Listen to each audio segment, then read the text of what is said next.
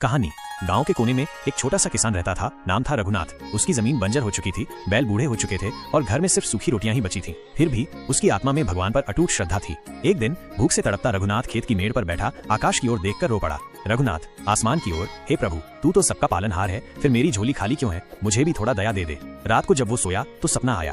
सपना नहीं, जैसे कोई दिव्य प्रकाश उसके सामने प्रकट हुआ। भगवान श्रीहरि ने कहा, भगवान रघुनाथ, तेरी प्रार्थना सुनी गई है, लेकिन क्या तू दया पाने के योग्य है? ये देखने के लिए मैं तुझे एक परीक्षा दूंगा। क्या तू तैयार है? रघुनाथ, हे प्रभु, आप जो भी देंगे मैं सहर्ष स्वीकार करूंगा। अगले दिन से चमत्कार होने लगे। उसके खेत में बारिश होने लगी, जबकि बाकी गांव सूखा झेल रहा था। उसकी फसल लहलहाने लगी। सब हैरान थे। कुछ महीनों में ही वो सबसे समृद्ध किसान बन गया। लेकिन तभी गांव में एक दूसरी विपत्ति आ गई, सूखा और अकाल। गांव वाले भूख से मरने लगे।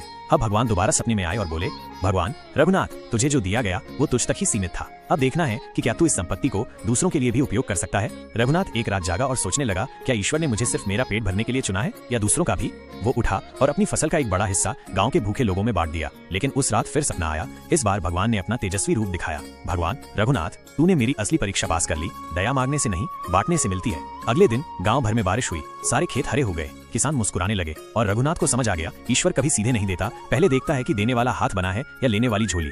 शिक्षा। सच्ची भक्ति सिर्फ हाथ जोड़ने से नहीं होती, बल्कि दूसरों की सेवा में ईश्वर को देखने से होती है। ईश्वर परीक्षा लेते हैं, लेकिन इन परीक्षाओं में जो इंसान दूसरों के लिए जीता है, वही वास्तव में प्रभु का सच्चा भक्त कहलाता है।